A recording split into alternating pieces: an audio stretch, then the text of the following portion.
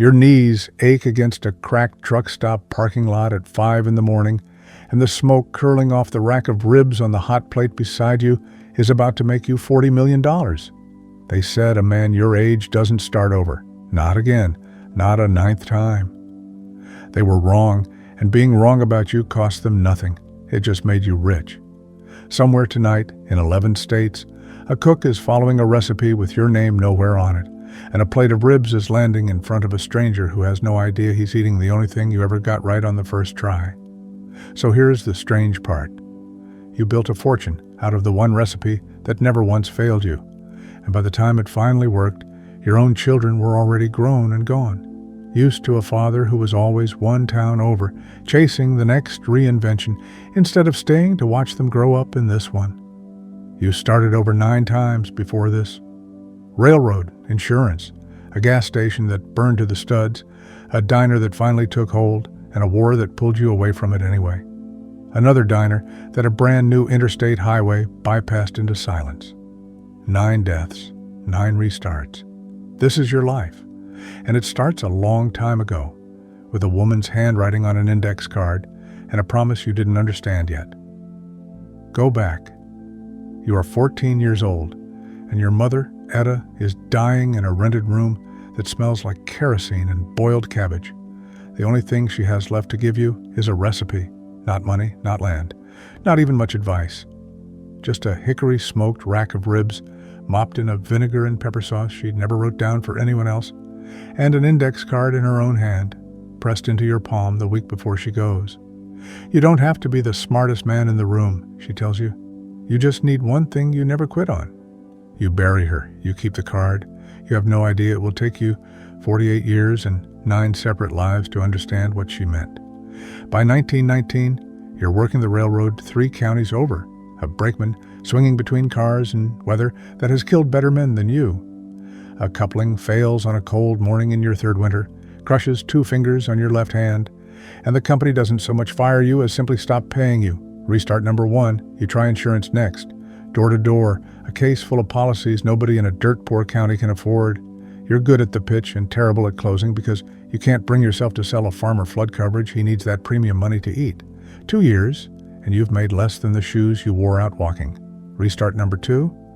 A spell selling encyclopedias county to county lasts 8 months and teaches you only that nobody buys books they can't afford food around.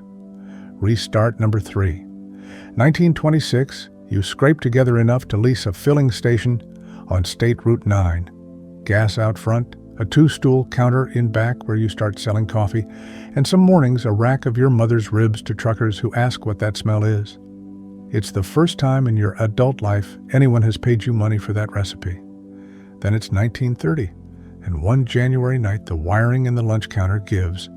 The fire takes it to the studs. No insurance. You couldn't afford that either. You didn't know it yet, but the fire that destroyed everything you owned left you with the one thing that couldn't burn. The card was in your coat pocket, not the drawer. Restart number 4. You marry Ruth that same hard year, a widow 2 towns over who believes in the recipe before she believes in you, which she'll tell you for the next 60 years was always the easier bet. A partnership in a tire shop dissolves inside a year. A mail-order tobacco business never gets past the 2nd envelope, restarts 5 and 6, and you barely slow down long enough to count them. 1934, relief money finally moving through the county again, you rebuild the counter into a real diner. And for the first time in your life, you think, maybe this is it. Thomas is born that year. Carol, 3 years after. Then in 1942, a draft board that has already taken every younger man in the county decides 45 isn't too old for the United States Army and puts you, of all places, in a mess hall in Georgia, feeding 1,200 men 3 meals a day for 3 straight years. Restart number 7, though this one at least teaches you something no failure had yet. How to cook for 1,000 people, the exact same way you used to cook for 4. You come home in 1945 to an 11-year-old and an 8-year-old who call you sir before they call you dad. 7 restarts in, there's a rule being written that you won't read for another 20 years. A man can start over as many times as he likes. His children grow up exactly once. Restart number 8. A second diner, same road, same recipe, and this time it works. It works for 14 years. Truckers plan their routes around it. Thomas and Carol grow up in the back booth doing homework under a radio. Nobody ever turns off, and you are there every single day of it.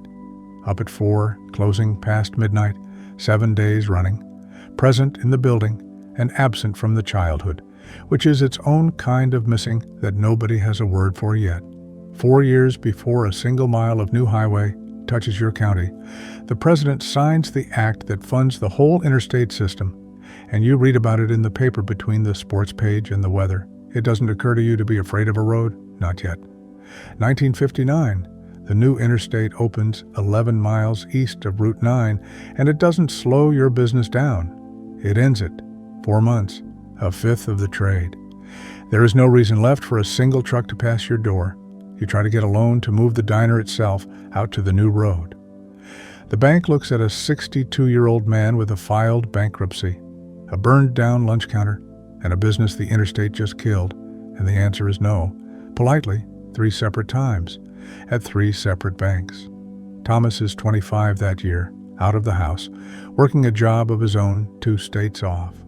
Carol is 22, engaged, living with her aunt in town because the diner's back booth stopped being anybody's home a while back. You didn't quite notice when. You sit outside the 3rd bank in your truck with the engine off. 62 years old, $40 in the account, your mother's index card on the seat beside you. Soft at the corners now, 48 years of grease and thumbs into it. Here is what nobody tells you about starting over. The world stops lending you its patience long before you stop needing it. You sit there long enough that the sun moves across the dash. And somewhere in that hour, you finally understand what your mother meant, 48 years late. She never told you to own one thing. She told you to never quit on one thing. You have spent 9 restarts trying to own a building, a station, a counter, a diner, when the only thing that ever actually worked every single time was on that card in your hand. So you stop trying to build a 10th diner. You empty the savings account into a used truck, a portable smoker built out of a cut oil drum, and enough hickory and vinegar to prove a point, and you drive to the next state to find a diner that isn't yours and ask the man who owns it to sell your recipe for you. 14 men tell you no in 11 days. A man in his 60s walking into a stranger's diner with a smoking drum in his truck bed is not a pitch. To most of them, it's a liability. You are down to your last full tank when you pull into a truck stop just over the state line, run by a man named Earl, who has heard every traveling salesman pitch there is and has a face that says so. You don't ask Earl for money. You ask for his gravel lot in 45 minutes. You build a fire in the cut drum right there by the pumps, mop the rack the way Etta showed you at 9 years old, and carry a hot plate inside without saying much of anything. Earl eats standing up at his own counter, in front of his own customers, and doesn't say a word until the bone is clean. Here's the deal, you tell him. Nothing up front. You put it on the menu, I get a nickel a rack you sell, and if it doesn't sell, you owe me nothing at all. Earl shakes your hand before you finish the sentence. It's the easiest yes anyone has ever given you, because for the first time in 9 restarts, you aren't asking anyone to risk a thing. 40 years of pitching, and the rule was this simple the whole time. People don't buy a dream. They buy a bet they can't lose. You didn't know it then, but that same index card, soft and going translucent at the corners, would one day hang under glass in a building with your name on the lease. And you'd still reach for the real one in your coat pocket out of habit every single morning for the rest of your life. Word travels the way grease does, slow, then all at once. Within a year, 20 diners across 2 states are running your ribs as a Friday special, and you've hired 2 out-of-work drivers to help you carry the smoker rig state to state. 3 years and 40,000 miles later, it's 200 diners in 7 states, and you have stopped being able to remember all their names. 1963, a distributor named Vance Calder tracks you down instead of the other way around and offers to put the vinegar pepper mop in a bottle on grocery shelves under a name you pick yourself. Route 9, The same road, the one that built you and then nearly buried you, now selling itself back to you in glass jars, a nickel of every one of those landing in your account too. By 1968, cumulative royalties cross $1 million for the first time in your life. At a kitchen table, on a calculator, Carol brought you as a joke gift. You laugh so hard you have to sit down. But stepping the wealth doesn't step the years back. Thomas marries in 1964 in a church 3 states from wherever you happen to be signing a diner that week, and you arrive for the reception, not the vows, still smelling faintly of hickory smoke. Carol's first child is born on a Tuesday in 1967 while you are shaking hands with a distributor in a different time zone, and you don't hold your first grandchild for 9 days. Nobody says anything cruel about it. Nobody has to. You are the man who finally stopped losing, and it cost you exactly the years you can't get a receipt for. By the mid-70s, Route 9 sauce sits in grocery stores across a dozen states. The diner's number passed 1,000, and the number the accountants keep now reads $40 million. You are the richest failure anybody in that county ever heard of, and you are almost 80 years old. Money, it turns out, is the one thing that compounds no matter how late you start. Time compounds for no one. You and Ruth are on the porch the summer you turn 80, the same index card between you on the little table. Soft as cloth now, the ink gone the color of weak tea. I told you it would work, you say, the way you've said it every year since Earl's handshake. You didn't, she says. You just never once said it wouldn't. That was always the whole bet. Carol's youngest is at the table too, 7 years old, flipping the card over and back, asking why Great-Grandma Etta's handwriting looks nothing like yours.